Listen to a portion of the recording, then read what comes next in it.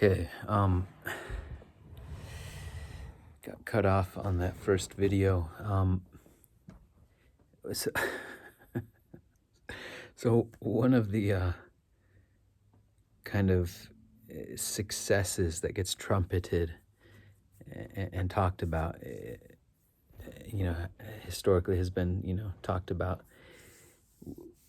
within the Castro government, Castro regime, is the educational system and the health care system, provision of health care.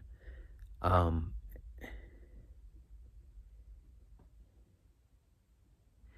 uh, to such an extent that their doctors are Cuban doctors are sort of renowned, I guess, for their skill. Um,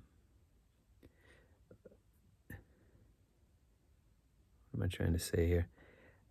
I mean, one of one of the main exports, and that feels like a strange word to use for like a human being, but one of the main exports, especially I think in the wake of the collapse of the Soviet Union and the loss of a major revenue stream and financial support, um, that Cuba began to export their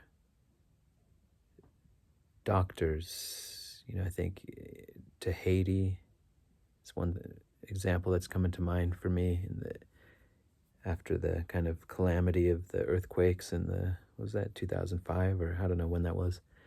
But also, you hear about recently in the context of Venezuela, that I think that was part of the trade agreement, was Cuba was sending, a steady stream of their physicians, their doctors, and I don't know what else was part of that deal, but in exchange for Venezuelan oil and gas, petroleum.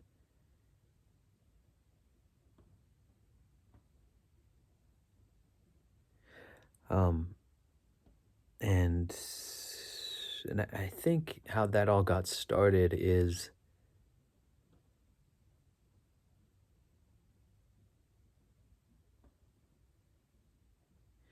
so Castro, so 1959, Cuban Revolution, I think, and you've got Castro, Fidel Castro, I guess Raul Castro must have been with him too, but what was this guy's name? Cienfuegos, Che Guevara, and I don't know how many men, 100 men, something like that, on this kind of old ship, flotilla, is that the right word? The Grandma. And where did they set sail from? Panama, or I don't know from where, but they landed in Cuba and went into the interior of the island and set up like a paramilitary operation in the mountains, and eventually overthrew the government in Cuba. I guess he was in exile and came back and, basically just overthrew the government. Guerrilla warfare, or however that played out. And my understanding is that initially it was not they didn't have an explicit commitment to communism or any kind of ideology in that sense.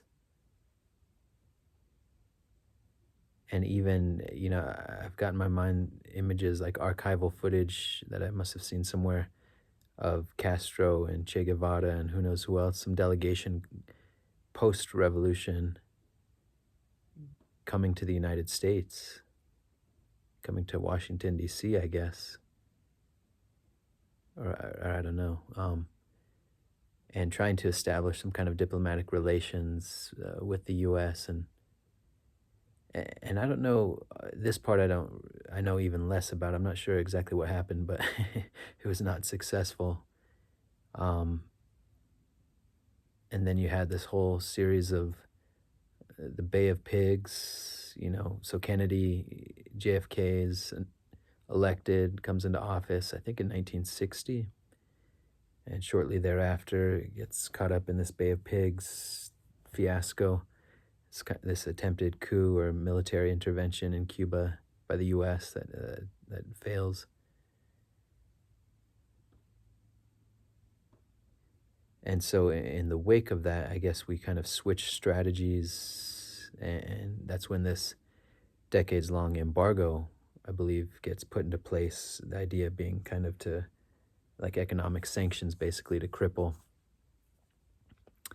um, to cripple the government in Cuba to um, effectuate a regime change that way. And so what happens at that point, if I'm getting this this right, or at least semi right, generally right, is Cuba reaches out to the Soviet Union, or the Soviet Union reaches out to Cuba, and geopolitically, it makes sense, for the Soviet Union to have an ally and a that close to, and a strong connection with a country that close to, on the doorstep of the U.S. But somehow, an alliance is formed. And at that point, I believe the Castro regime and the Cuban Revolution becomes explicitly communist. I think up to that point, it wasn't, and it certainly wasn't inevitable that it had to be that way. But and again, I don't know that I'm getting all that right or even close. But and so I think in that context,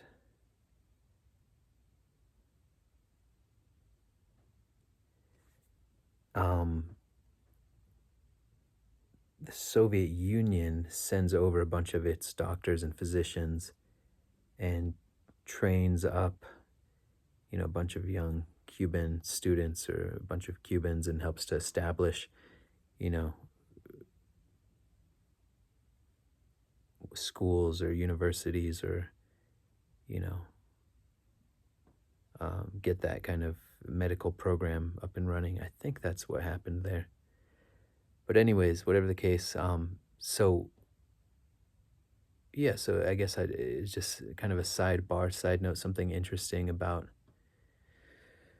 um, talking to this guy, this young medical student, because you hear so much about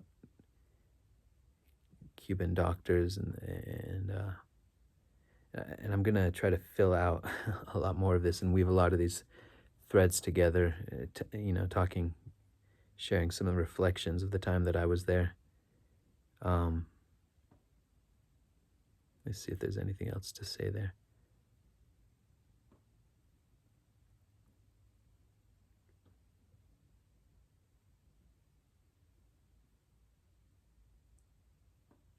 And I mean, it goes without saying that, part of the economic model, the way things are configured, the political economic model in Cuba.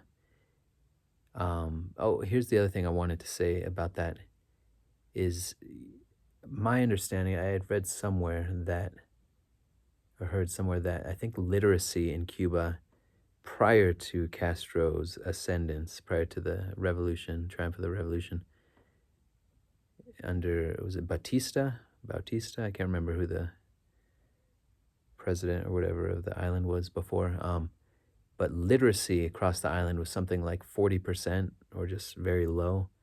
And post revolution, and I think not too long after, maybe a matter of a couple of years, or I don't know how long, basically it was universal literacy across the island. And Cubans in general are very literate, literate people, big emphasis on education. Um, and so in isolation, you have to say that is something that's good, that's a good thing.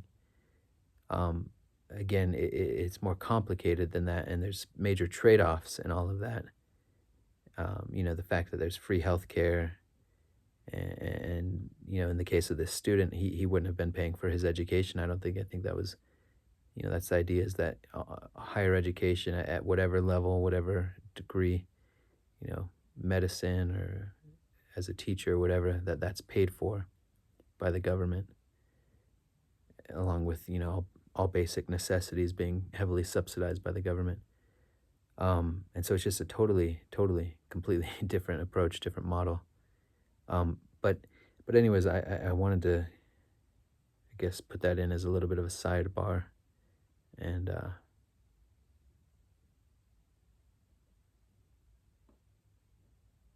and try to fill that in as I go and talk a little bit more about that. Anyways, I'm gonna break it up here.